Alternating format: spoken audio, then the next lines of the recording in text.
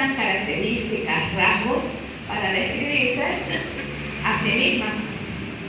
Algunas respuestas están asociadas con Dios y otras respuestas no están asociadas con Dios. Y bueno, todo es válido, ¿no? Fíjense que cuando queremos saber quién es una persona, lo que primero nos van a decir es su nombre. Yo soy Dubermanis. Me presento y lo primero que digo es mi nombre, quizás eso puede definirme. Pero si me llamara María, sería diferente. ¿Cómo son las Marías? ¿Cómo son las Juanas? ¿Cómo son las Dubermanis? Yo conozco una sola.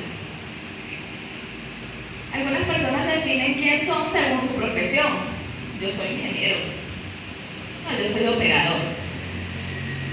O podemos decir, yo soy operador. Yo ayudo con la limpieza en los hogares. Soy especialista en mantener hogares limpios. Eso se puede decir con muy buena actitud, ¿verdad que sí?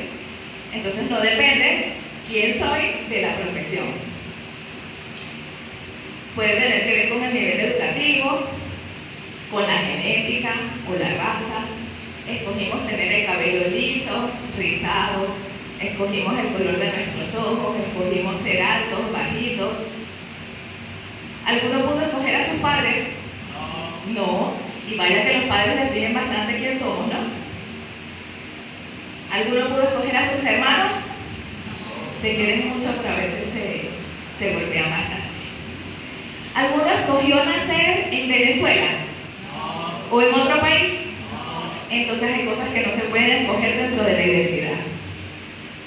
Cuando vamos a una entrevista de trabajo, presentamos nuestro currículum, allí decimos nuestro sexo, edad, y decimos muchas cosas que pudiera decir quiénes somos, pero en realidad la persona al ver el currículum sabe quiénes somos.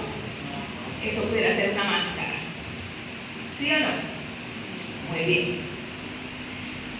En realidad ninguna de esas cosas define quiénes somos. A veces hay personas que nos ven y dicen, fulano es así. Pues esa persona no define quién soy. Eso es lo que esa persona percibe de mí o lo que quiere decir de mí. Nuestros triunfos, nuestros fracasos, si fracasé, si hice algo que estaba malo, ¿me define como fracasado? No, de ninguna manera. Nada de eso nos define. Lo que escondemos, ¿es lo que nos define? Lo que escondemos y que no decimos, ¿eso es lo que realmente somos? No, por aquí me dicen que no.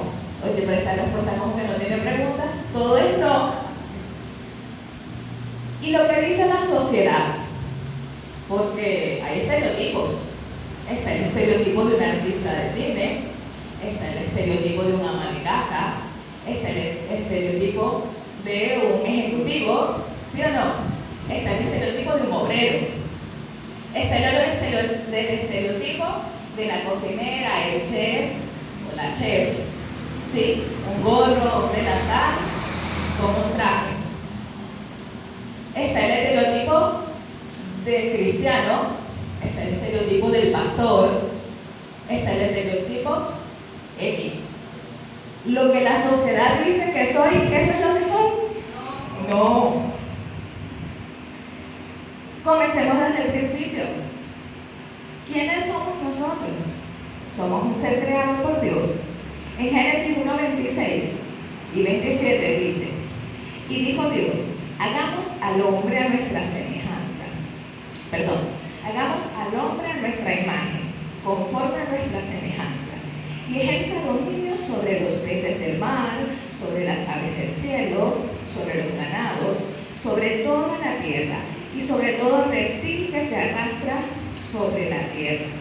Creó pues Dios al hombre a imagen suya, a imagen de Dios lo creó, varón y hembra los creó.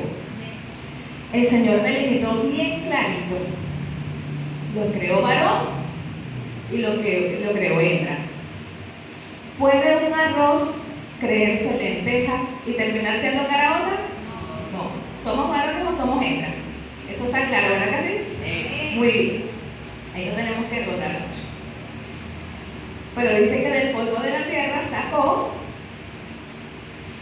creó el hombre y sopló aliento de vida en su nariz e hizo del hombre un ser viviente.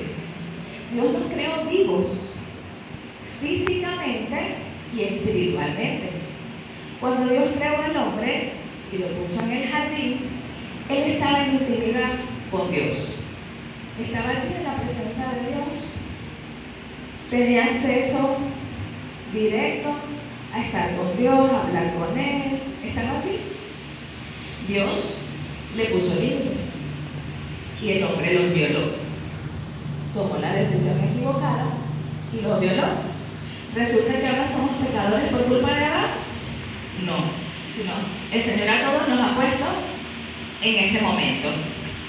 A todos nos ha dado normas y nosotros hemos decidido obedecer o desobedecer. Y por eso el hombre es un ser viviente que está destituido de la gracia de Dios, está destituido de la presencia de Dios, y que como paga de su pecado, de la desobediencia, ¿qué tiene? Muerte. Pero la dádiva de Dios es vida a Jesús en Cristo Señor. Amén. Nuestro. Y resulta que todos somos pecadores. Y no es que somos pecadores porque tenemos una etiqueta, sino porque hemos cometido pecado. Todos fallamos. El Señor nos ha puesto un momento en el que podemos decidir obedecer o desobedecer, y todos hemos desobedecido. Con bastante frecuencia hemos desobedecido, pero ayudados por el Espíritu Santo, cada día el Señor nos va perfeccionando y santificando. Así que esto sí es lo que determina quién soy. Dios en la vida del hombre es quien determina quién soy. Nosotros no podemos saber quiénes somos por el oficio, por la profesión, por nuestro nombre, por nuestro color, por nuestro tipo de cabello, por lo que sea. Lo único que nos define quiénes somos es la presencia de Dios en nuestra vida o la ausencia de Dios en nuestra vida. Eso sí define quiénes somos. ¿Somos pecadores o somos hijos de Dios? Al principio leíamos que a todo el que en él cree le dio potestad de ser hecho hijo de Dios. Y esa es una elección.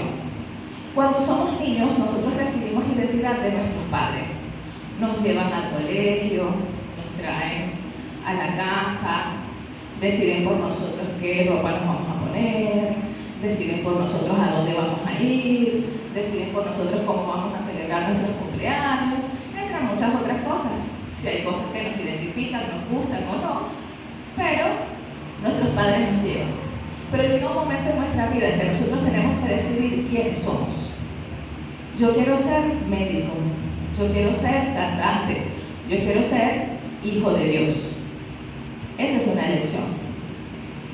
Y a pesar de que seamos hijos de Dios o no, podemos hacer todo lo demás. Pero lo que sí es crucial en nuestras vidas es tomar la decisión de ser hechos hijos de Dios. Entonces hoy vamos a definir quiénes somos en función de la presencia de Dios en nuestras vidas. ¿Y quién es el hombre sin Dios? Nada. Eso es un extremo y eso lo dice la palabra, sí, ¿verdad? Somos como polvo. Y aquí podría ser que sea peor que nada. Dice, esclavo del pecado. Jesús le respondió, de cierto os digo que todo aquel que hace pecado, esclavo es del pecado. Y el esclavo no queda en la casa para siempre. El hijo sí queda en la casa para siempre. Amén. ¿Y quién es un esclavo? Una persona que carece de libertad, que carece de derechos, que es sometido de manera absoluta a la voluntad y el dominio de una cosa o una persona. Esa persona es dueña, puede comprarlo, puede venderlo como una mercancía. Un esclavo es una persona que no tiene voluntad, que está al dominio de otra persona. El hombre sin Dios es un esclavo del pecado. Está a merced del pecado, no tiene voluntad. El pecado se enseñorea de él y hace cosas horribles.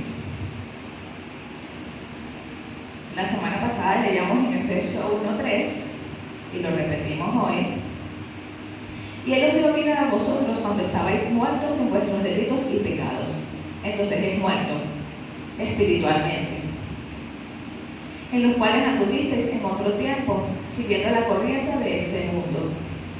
Son personas que se dejan llevar por la corriente, conforme al príncipe de la potestad del aire, que es el adversario, el espíritu que ahora opera en los hijos de desobediencia. Un hombre sin Dios es un hijo de desobediencia, porque no es hijo de Dios.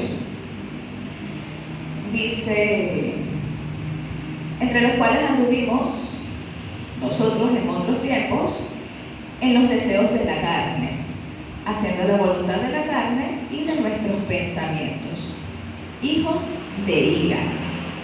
Todas esas cosas es un hombre sin Dios, hijo de ira, hijo de desobediencia, muchas cosas más. En Salmo 14:1 dice el necio en su corazón, no hay Dios. Un hombre sin Dios es necio y es incrédulo, no cree. Se han corrompido, hacen obras abominables, no hay quien haga el bien. Pura maldad es lo que hace un hombre sin Dios. Aunque a veces el hombre sin Dios se cree bueno. No, yo creo bueno, yo soy bueno, yo no me meto con nadie, yo no ando haciéndole mal a nadie, yo no robo, yo no mato, yo no peco. Pero la palabra dice que hacen pura maldad. Jehová miró desde los cielos sobre los hijos de los hombres, para ver si había algún entendido que buscara a Dios. Todos se desviaron a una, se han corrompido. No hay quien haga lo bueno, no hay ni siquiera uno. No tienen discernimiento todos los que hacen iniquidad. Devoran a mi pueblo como si comiesen pan. Y a Jehová no invocan. Ellos temblaron en espanto, porque Dios está con la generación de los justos. Del consejo del pobre se han burlado, pero Jehová es su esperanza. Entonces el hombre sin Dios es incrédulo, está corrompido, hace cosas abominables, a pesar de que cree que es bueno. No sabe distinguir entre lo bueno y lo malo, por eso hace todo lo malo. No puede saber si está bien lo que está haciendo. Y dice que tiene mucho tiempo de espanto, o sea que vive atemorizado, esclavo del temor, como decía la canción, estresado, sin paz, sin esperanza, no hay nada que hacer. En los tiempos de COVID muchas personas se les notaba eso, y aún todos los días encontramos a las personas gente así, ¿verdad que sí? Están atadas a vicios y a muchas cosas. Y bueno, pudiéramos pasar aquí un rato largo hablando de los hijos de desobediencia, pero nosotros venimos a hablar de los hijos de Dios. Y así son las personas que no tienen a Dios en su corazón. Pero ¿cómo son las personas que tienen a Dios en su corazón? Leímos primero que nos dio la potestad de ser hechos hijos de Dios. Ese es el mejor título que una persona puede tener, pero no es para pegarlo en la pared, sino para tenerlo en su mente y en su corazón, para vivirlo. En 1 de Pedro, capítulo 2, versículo 4, vamos a leer un poquito sobre quiénes son los hijos de Dios. Y comienza diciendo así: acercándonos a Él, piedra viva, desechada ciertamente por los hombres, para Dios escogida y preciosa. Ahí está hablando del Señor Jesucristo. Cuando nos acercamos a Jesús, que es piedra viva y preciosa, los cuales los hombres desecharon, pero que Dios escogió. Ahora sí se refiere a nosotros. En 1 de Pedro 2, en el versículo 5.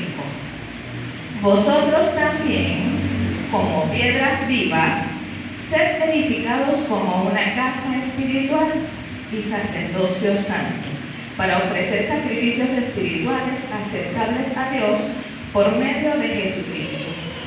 Y es que cada uno de nosotros, así como el Señor le cambió el nombre a Pedro y le dijo, tú eres Pedro,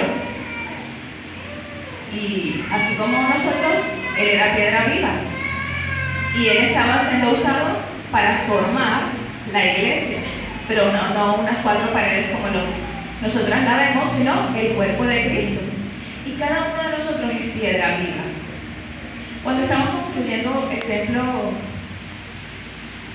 allá, Salomón, en Primera de Reyes,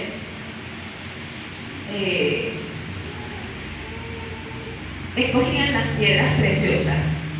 Y en Primera de Reyes 6:7 dice: cuando se edificó la casa, la construyeron con piedras que traían ya talladas, de tal manera que no se oyeron en la casa ni martillos, ni hachas, ni ningún otro instrumento de hierro cuando lo edificaban. Somos piedras que ya el Señor está preparando. No son piedras desechadas, no son piedras imperfectas las que se colocan en el templo. Son piedras que ya están talladas, ya están moldeadas, ya están preparadas para entrar en el cuerpo de Cristo. Cuando nosotros recibimos al Señor en nuestro corazón, somos parte del cuerpo de Cristo y no podemos decir que somos desechados.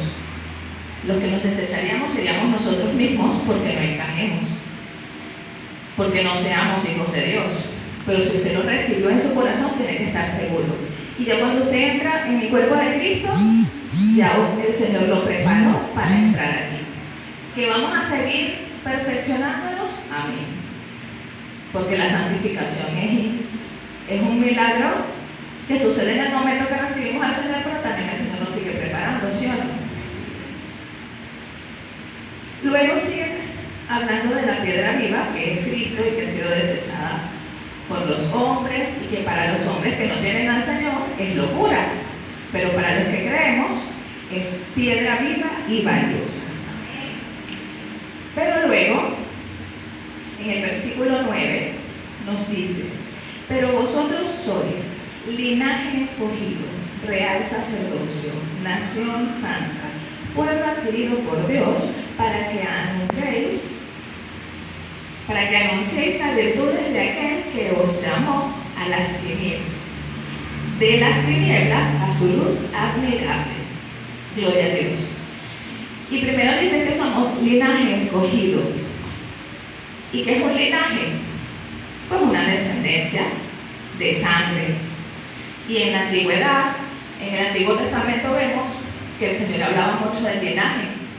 Adán tuvo a Caín y Abel, luego tuvo a Set, después Abraham, después, ¿sí? Podemos ver todo esto, Isaac, Jacob, y por allí se mantiene un linaje y siempre llega hasta nuestro Señor Jesucristo. Después de nuestro Señor Jesucristo podemos leer algún linaje, pero todo aquel que me cree tiene potestad de ser hecho hijo de Dios. Nosotros podemos ser insertados, injertos en ese linaje, porque somos linaje escogido. No es de sangre, es porque el Señor nos ha elegido. Nosotros no lo elegimos a Él. Cuando nosotros decidimos recibir al Señor en nuestro corazón, Él ya nos eligió a nosotros. No hay nada en nosotros que merezca que nosotros tengamos la salvación, sino que Él ya nos escogió. Y cuando somos injertados en Él, pues de Él nos proviene todo, así como dice que habla de la vid y el pámpano, que la vid sola no puede hacer nada. En cambio, la rama que está pegada, la vid que está pegada de la rama, se sigue creciendo y sigue fortaleciéndose, ¿verdad que sí? Si nosotros estamos allí injertos y pegados en el Señor, pues el Señor, de Él obtenemos la vida eterna, el crecimiento, la sabiduría, la santidad, la guía. Recibimos todo para poder continuar en este camino. Dice que somos real sacerdocio. Y eso también nos lleva un poco al Antiguo Testamento. Y el sacerdote era una persona elegida por Dios, de una tribu específica, y tenía que cumplir características específicas para hacer el sacrificio para poder expiar todos nuestros pecados, o mejor dicho, los pecados de aquel pueblo, porque Dios no expiaron nuestros pecados. Pero ese sacerdote tenía que cumplir unas cosas previas. Tenía que hacer sacrificios previos de expiación, tenía que purificarse física y espiritualmente muy bien.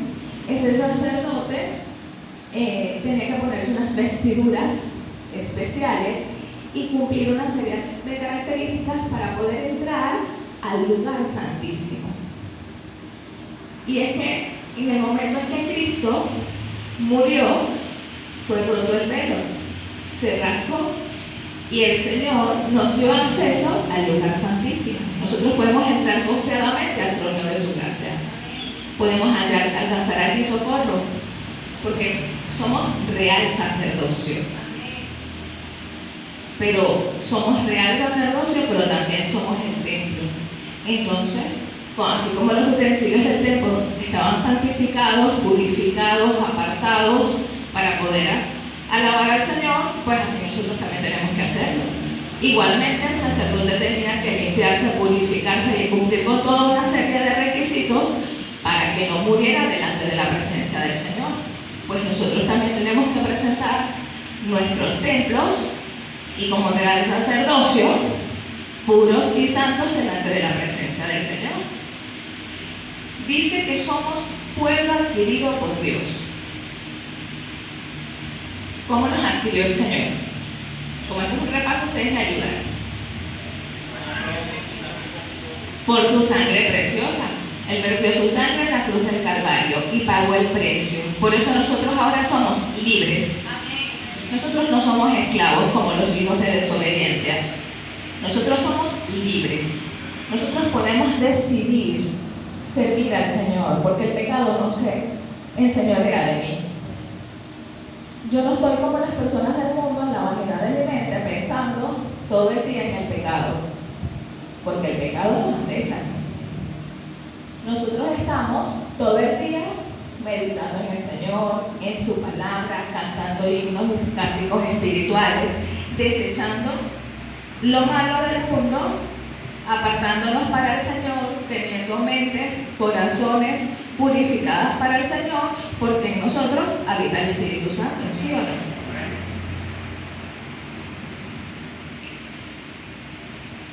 Dice que somos nación santa, y bueno, tiene relación con lo mismo, porque nosotros juntos formamos una nación. Él escogió antes al pueblo de Israel como nación elegida, como pueblo elegido, pero ahora nos escogió a nosotros como la iglesia, como templo, como lugar para morar. El Señor es tan grande que no cabe en las cuatro paredes, pero habita en nuestros corazones. Hermanos, en realidad el estudio es bien profundo y el tiempo que podamos tener no va a alcanzar. Por más que yo quisiera explicarles y explicarles y explicarles. ¿Quién soy? Soy redimido por la sangre de Cristo. ¿Quién soy? Soy libre porque Cristo pagó el pecado, el precio de mi pecado. ¿Quién soy? Soy santuario del Altísimo porque el Espíritu Santo habita en mí. ¿Quién soy? Soy hija de Dios, soy embajadora de Cristo. ¿Quién soy? Real sacerdocio, nación santa, pueblo adquirido por Dios. ¿Quién soy? Piedra viva. ¿Quién soy? Su hija santa, porque yo lo merezco, no porque Él me hizo santa. Hermanos, solamente en Cristo es que podemos tener identidad, saber quiénes somos. Las personas que no tienen a Jesús no saben para dónde van. Creen que cuando se mueran irán a un lugar de reposo o quizás irán a un lugar de tormento. Pensarán que aquellos que se han portado muy mal son los que irán a un lugar de tormento. Pero la Biblia lo dice clarito, que en el que en Él cree tiene vida eterna. Nosotros, por el poder de su palabra, por esta palabra que es fiel, sabemos a dónde vamos, quiénes somos, dónde estamos y para dónde vamos. Y tenemos el secreto para poder contárselo a todos los demás. Por eso es que dice que Él nos llamó para que anunciemos las virtudes de aquel que nos llamó. Para eso fue que nos llamó. Y el estudio es tan largo, pero lo que yo les vengo a decir hoy es que esto es tan hermoso, es tan grande. Ser santuario del Altísimo es lo mejor que me ha pasado. Saber que Él murió en la cruz para pagar mi pecado es lo más hermoso que me ha pasado en la vida. Yo sé que no merezco ir al cielo, pero Él me lo regaló, porque Él ya pagó el precio de mi condena. Eso es tan hermoso para mí. Yo no necesito entender que tengo que vivir una vida en sacrificio, que tengo que sacrificarme en soportar a mis hermanos, que tengo que apartarme del mundo y dejar eso tan grande que me apasiona. No, hermanos, desde que yo entiendo quién soy, a mí me apasiona agradar a Cristo. ¿Para quién voy a vivir si más nadie puede dar la vida por mí? Él ya lo hizo. ¿Acaso vamos entonces a leer? Porque luego de esto, en Efesios capítulo 2 y aquí en Pedro y en toda la Biblia, el Señor nos da todas las reglas de conducta y nos dice, así es que tienen que vivir, y nos dice que nos santifiquemos, nos dice que apartemos, que pensemos solo en Él, nos dice que amemos a nuestros hermanos, que sirvamos a las personas, que prediquemos el Evangelio. Y a veces todo esto, el mundo nos atrae, el mundo nos presiona. A veces nos queremos parecer a los estereotipos a pesar de que somos hijos de Dios. Sí, estamos en este mundo y a veces nos atrae. Pero si el Señor imprimió en mi mente y en mi corazón y yo entendí quién soy, yo lo que quiero es vivir para agradarle a Él. Yo no me tengo que sentir presionada por el mundo ni por la corriente, ni me tengo que sentir asediada, porque si yo confío en el Señor, libre soy. Entonces, ese es el mensaje que el Señor me dio, y me lo dio para mí. Se me quebranta mucho, porque me lo dio para mí. Quizás era solo para mí, pero eso es lo que les vengo a decir. Si usted sabe, internaliza, lo siente en su corazón, ¿quién lo define? Entonces una vida de alabanza a Dios es una vida de privilegio. Vamos a estar sobre nuestros pies, invito a los músicos, y usted allí incline su rostro.